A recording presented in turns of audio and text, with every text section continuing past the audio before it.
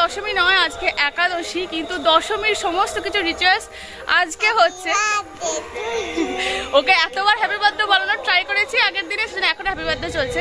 মেঘের অবস্থা খারাপ, কাদা চারিদিকে ভর্তি। তো এই অবস্থা, এই যে অস্মিকা আজকে নামানোই যাবে না কোল থেকে, মন্দিরেতে নামাবো। সবাই চলে গেছে লক্ষ্মী আনতে, আজকে লক্ষ্মী আনতে হয় দশমীর দিনে। তো একাদশীর দিনে সেই সমস্ত কিছু হচ্ছে। তো আমি কাদাতে ভেবেছিলাম একটা শাড়ি টাড়ি পরবো, কিন্তু শাড়ি পরা এখন যাবে না, তো সেই জন্য এই চুড়িদারটাই পরেছি। অস্মিকে কোলে নিয়েছি, অস্মিকে কোল থেকে এখন নামানো যাবে না। প্রচুর মাইকও বাজছে, কালকে পুরো নিশুতি হয়েছিল, একটা মাইক বাজেনি, কিচ্ছু হয়নি। তো আবার মনে হয় একদিন গ্যাপ দিয়ে আবার আজকে পুজো শুরু হয়েছে। তো চলো আজকে ভিডিওটা এখান থেকেই শুরু করছি, আশা করি তোমাদের দেখতে ভালো লাগবে। আর হ্যাঁ, একটা কথা তো বলতেই ভুলে গেলাম, শুভ বিজয়া সবাইকে আমাদের তরফ থেকে। বড়দের জানাই মন থেকে অনেক অনেক প্রণাম, আর যারা ছোট আছে আমার থেকে তাদেরকে অনেক অনেক ভালোবাসা, আর যারা আমার সমবয়সী আছে তাদেরকেও অনেক অনেক ভালোবাসা। তো পুজো তো শেষ তো হয়েই গেল, যা আজকে যতটুকু হওয়ার আছে। তো চলো এবার আমরা মন্দিরেতে যাই।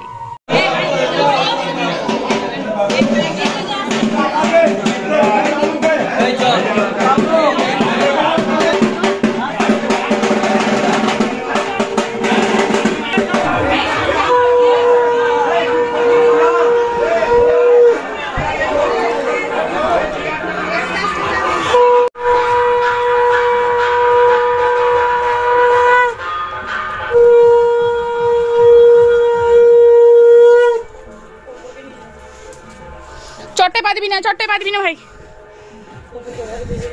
ওপরকে ঝাড়ু দিতে হবে।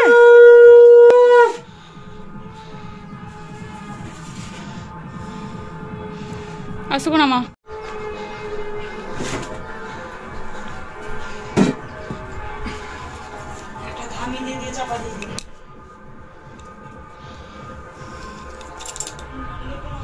লক্ষ্মী নিয়ে এসে আমরা গেছিলাম প্রসাদ আনতে, চিড়ে প্রসাদ, লুচি, মিষ্টি, খই, মুরগি।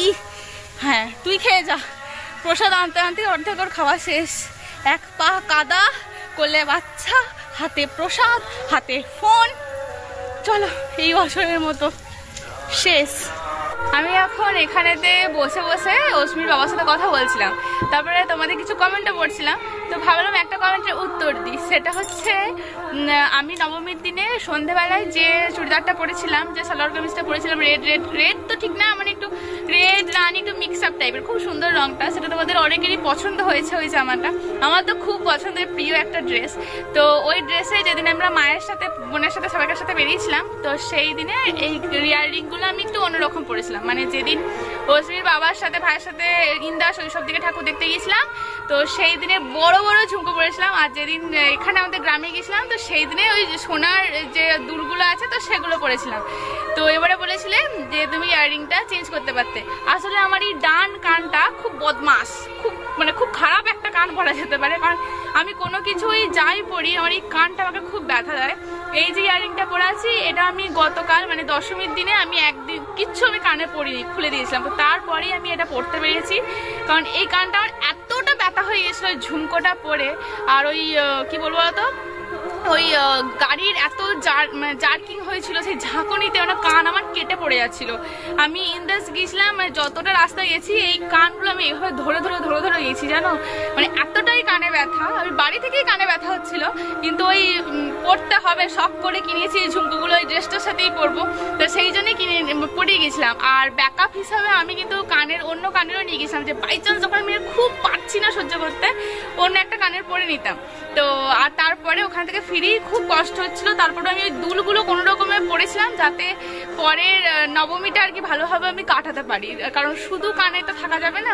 তো সেই জন্যই সোনার কানেরগুলো আমি পরে নিয়েছিলাম, মানে সেইগুলো আমি আর খোলার মতো সাহস পাইনি, কারণ আমার এতটাই কানে ব্যথা হচ্ছিল। আর সেটা পরেই আমি চলে গেছিলাম।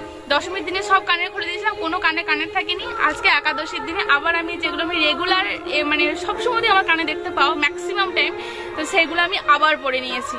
মানে কানটা আমার এতটাই ব্যথা, এখনো আজকে ব্যথা আছে, কিন্তু তুলনামূলকভাবে কম। কিন্তু নবমীর দিনে বিভৎস রকমভাবে ব্যথা হচ্ছিল, তাই আমি আর ইয়াররিংগুলো চেঞ্জ করিনি। এখন ঘড়িতে বাজবে ওই ধরো 8টা 10-15 এরকম মতো। আমি, অশ্মি সবাই মিলে এখন যাচ্ছি মন্দির। কারণ আবার তো সেই একটা বছরের অপেক্ষা, একটা বছর পর আবার ধুমধাম করে মায়ের আগমন ঘটবে, সব কিছুই হবে। কিন্তু এখনকার মতো তো মাকে বিদায় দিতেই হবে। তো মায়ের মন্দিরে এই বছরের মতো দুর্গাপুজোতে শেষ সামিল হতে যাওয়াও সবার সাথে। তো মন্দিরেতে এসেই দেখলাম অনেকেই এসেছে, অনেকের আশা বাকি, তারা পরে পরে এসেছে। সবটাই তোমাদের সাথে শেয়ার করব, তোমরা সবটাই দেখতে পাবে। কি খুশি, কি আনন্দ, কি মজার সাথে এই সময়টা আমাদের কাটে প্রত্যেক বছর। অশ্মিকে একটা কাজ দিয়েছে, আসলে ওইদিকে ভাই বোনেরা তাস খেলছে আর অশ্মি তাদের দিকে একদম মানে কি বলবো কৌতূহল দৃষ্টিতে তাকিয়ে রয়েছে যে মামা আর মাসিরা কি করছে। ওকে যে কাজটা দিয়েছে সেটা হলো ওই বক্সের মধ্যে একটা একটা করে কার্ড ঢুকিয়ে রাখতে হবে। খুব ভালো একটা কাজ দিয়েছে। যাই হোক, একটু আর কি ইনভলভ হয়েছে সব কিছুর সাথে।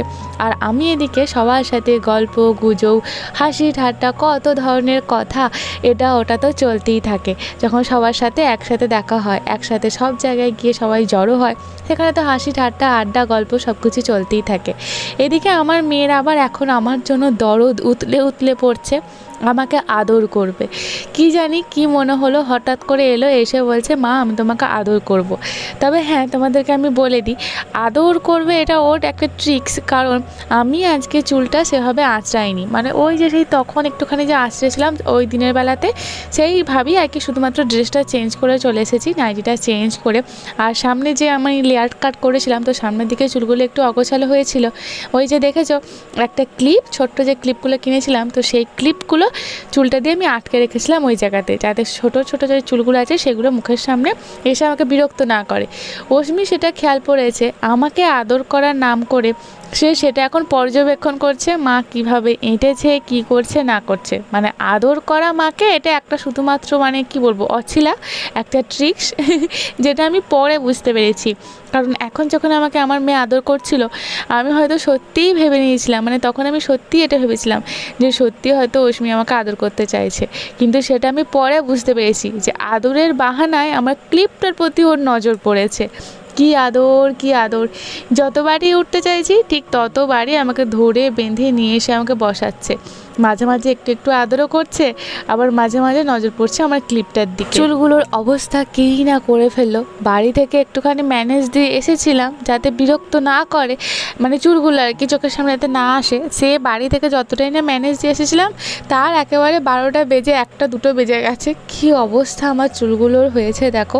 কিন্তু যতবারই আমি ছাড়াতে চাইছি ঠিক ততবারই আমাকে ধরে বেঁধে নিয়ে আসছে। আমি যতবার বিনুনি করি, তোমরা হয়তো আমাকে এর আগেও অনেকবার খেয়াল করে দেখবে, বিনুনি আমি খুব কম করি। আগে ভীষণভাবে করতাম, এখন করি না। শুধুমাত্র এই মহারানীর জন্য এই বিনুনি করে চুল ধরে যে কী টানতে ওর মজা লাগে সেটা শুধুমাত্র ওই জানে। ওর ভয়ে আমি বিনুনি করা বন্ধ করে দিয়েছি।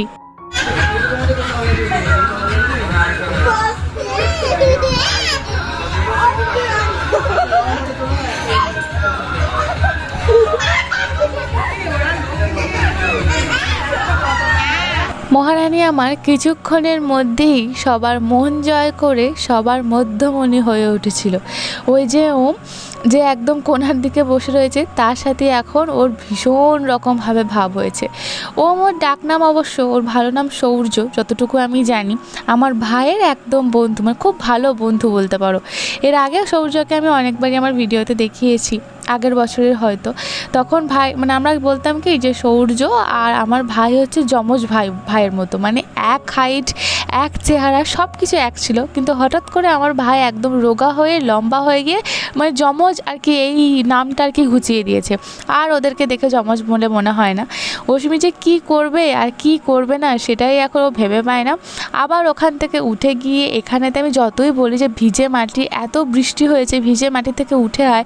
আর এই সময় সবারই জ্বর সর্দি কত কিছুই না হচ্ছে, কিন্তু মেয়ে আমার শুনলে তো। আসলে এই যে মামারা ওখানে উঠে গিয়ে বসেছে, মানে মন্দিরে এতক্ষণ ভেতরে বসেছিল, এখন ওই সিঁড়িতে গিয়ে বসেছে, তাই ওকেও গিয়ে যেতে হবে।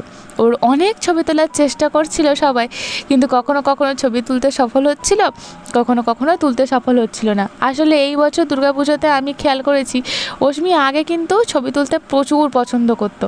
যখনই বলতাম যে মা ছবি তুলবো একটা পোজ দাও, তো সঙ্গে সঙ্গে পোজ নিয়ে দাঁড়িয়ে যেত। কিন্তু এখন ইদানিং যেটা হয়েছে, ছবির প্রতি তার বড্ড অনীহা। মানে যদি কেউ ওকে বলে যে একটা ছবি তুলি, সঙ্গে সঙ্গে সেখান থেকে দৌড়ে পালিয়ে যাবে, মানে একদম ছবি তুলতে চায় না। যাই হোক, এখানে মামারা ওকে নিয়ে খুনসুটি করছে, যা শেখাচ্ছে সেও তা কপিক্যাটের মতো আর কি কপি করে সবাইকে করছে। মানে কি বলে বলো তো, অনেকবার মানাও করছিলাম, কিন্তু দেখে আবার হাসিও পাচ্ছিল।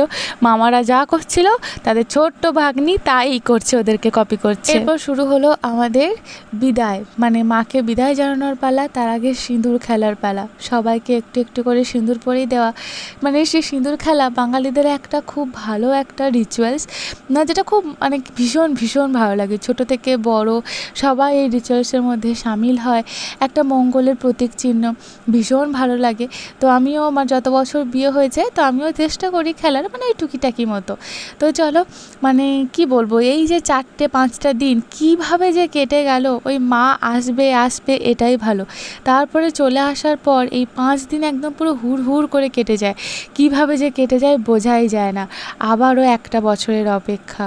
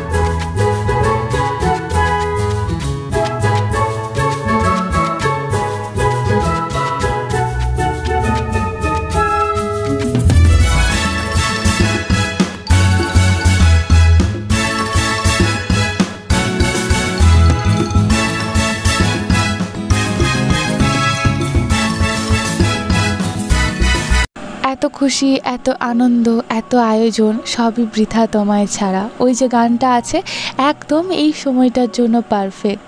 সত্যিই তাই, এত আয়োজন করা, এত আনন্দ সবই তো বৃথা তোমায় ছাড়া মা। কীরকম দেখো এই 5টা দিন এই জায়গায় এত হই হুল্লোড়, এত সমাগম সবার, সব কিছু যেন একদম গমগম করছিল। কিন্তু এখন সব কিছু ফাঁকা, মন্দিরটাতে মনে হচ্ছে যেন কোনো কিছুই নেই। আমাদের এখানে যেহেতু সিংহবাহিনী মায়ের মূর্তি আছে, তো সেই জন্য এখানে আলাদা করে আর মাটির বিগ্রহ কোনো কিছু আনা হয় না। মায়ের মূর্তিতেই ঘট স্থাপন করে এখানেতে পুজো করা হয়।